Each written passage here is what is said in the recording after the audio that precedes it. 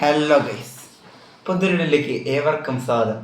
ഇഷ്ടപ്പെട്ടാൽ ലൈക്ക് ചെയ്യാനും ഷെയർ ചെയ്യാനും വിലയേറെ അഭിപ്രായങ്ങൾ മസ്റ്റ് വേണ്ടി ഒന്ന് സബ്സ്ക്രൈബ് ചെയ്ത് തള്ളിത്തരാനും TalksScore100 നമ്മുടെ ഇൻസ്റ്റാ പേജ് ഫോളോ ചെയ്യാനും മറക്കരുത്. അപ്പോൾ നമുക്ക് വീഡിയോയിലേക്ക് അങ്ങ് പോയേക്കാം. ഇതും ഒരു റോസ്റ്റിംഗ് ടൈപ്പ് വീഡിയോ ആണേ.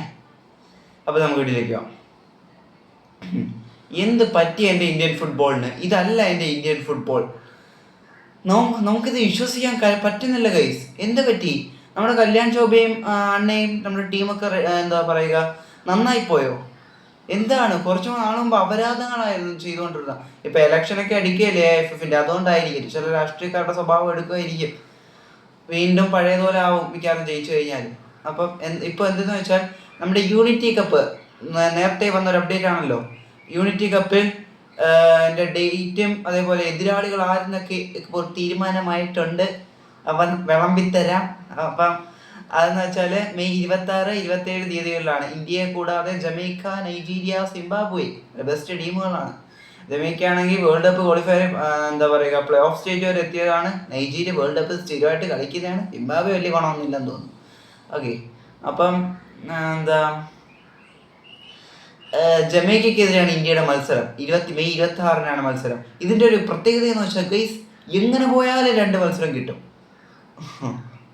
അത് നന്നായി. ഇങ്ങനെ പോയാലുണ്ട്. അതായത് ഇപ്പം തോറ്റെന്ന് വിചാരിച്ചു ജമൈക്കയുമായിട്ട്. സിംബാബ്വെ വേഴ്സസ് നൈജീരിയ മത്സരത്തിൽ മെയ് 27-നാണത്. അത് തോക്കുന്ന ടീമുമായിട്ട് മെയ് 30-ാം തീയതി കളിക്കാം. ഇനി അഥവാ ജയിച്ചെന്ന് വിചാരിച്ചു ജമൈക്കയായിട്ട്, സിംബാബ്വെ വേഴ്സസ് നൈജീരിയ മത്സരത്തിൽ ജയിക്കുന്ന ടീമുമായിട്ട് മെയ് 30-ാം തീയതി ഫൈനൽ കളിക്കാം. എങ്ങനെ പോയാലും 2 മാച്ച്. പക്ഷെ ഇതിൻ്റെ പ്രശ്നമെന്ന് വെച്ചാൽ ഇവന്മാർ കൊണ്ടിട്ടിരിക്കുന്ന ഫിഫ വിൻഡോയിലല്ല ഗൈസ്, അതിന് മുമ്പാണ്. കുറച്ചും കൂടി നീട്ടി വെച്ചുകൂടായിരുന്നു അണ്ണന്മാരെ. അപ്പം ഇതൊക്കെയാണ് ഇപ്പം ഈ ഇന്ത്യ പങ്കെടുക്കാൻ വന്ന യൂണിറ്റി കപ്പിൻ്റെ ഒരു അപ്ഡേറ്റ് എന്ന് പറയുന്നത്. പിന്നെ അവിടെ ഉള്ള നമ്മുടെ UK പ്രവാസികളിലോട്ടാണ്. അങ്ങോട്ട് ഇന്ത്യ ടീം ലണ്ടനിൽ വെച്ചാണ് മത്സരം നടക്കുന്നത്. വാലി എന്ന് പറഞ്ഞ സ്റ്റേഡിയത്തിൽ വെച്ചാണ് മത്സരം നടക്കുന്നത്. അപ്പം അങ്ങോട്ട് വരുമ്പോൾ ഇന്ത്യൻ ടീമിന് ഒന്ന് സപ്പോർട്ട് ചെയ്തൊന്ന് തള്ളിക്കൊടുക്കുക. എന്താ പറയുക, ഫിൽ ലണ്ടൻ എന്ന് പറയുന്ന ആ ഒരു ക്യാമ്പയിനും കൂടെ നിങ്ങളൊന്ന് ഉയർത്തിപ്പിടിക്കുക, കൊച്ചിയിലെ പോലെ. ഓക്കെ, ഇനി അടുത്തതെന്ന് പറയുമ്പം നമ്മുടെ വുമൻസ് ടീം, നമ്മുടെ പെൺപുലികൾ കിടുക്കി ഗൈസ്. കിടുക്കി എന്ന് പറഞ്ഞാൽ കിടുക്കി.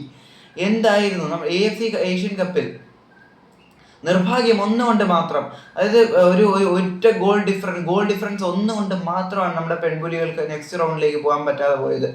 ഓസ്ട്രേലിയക്കെതിരെയും അതേപോലെ ജപ്പാനെതിരെയും നമ്മൾ വഴങ്ങി 6-5 ഗോൾ അവന്മാരെ അണ്ണാക്കി അടിച്ച് തന്നിട്ട് പോയി. പക്ഷെ അത് നമുക്ക് കുറ്റം പറയാൻ പറ്റില്ല. കാരണം എന്ന് വെച്ചാൽ അവർ വേൾഡ് കപ്പ് ഉൾപ്പെടെ കളിക്കുന്ന ടീമാണ്. നമ്മൾ അത്ര സ്റ്റേബിളായ ടീമും അല്ല.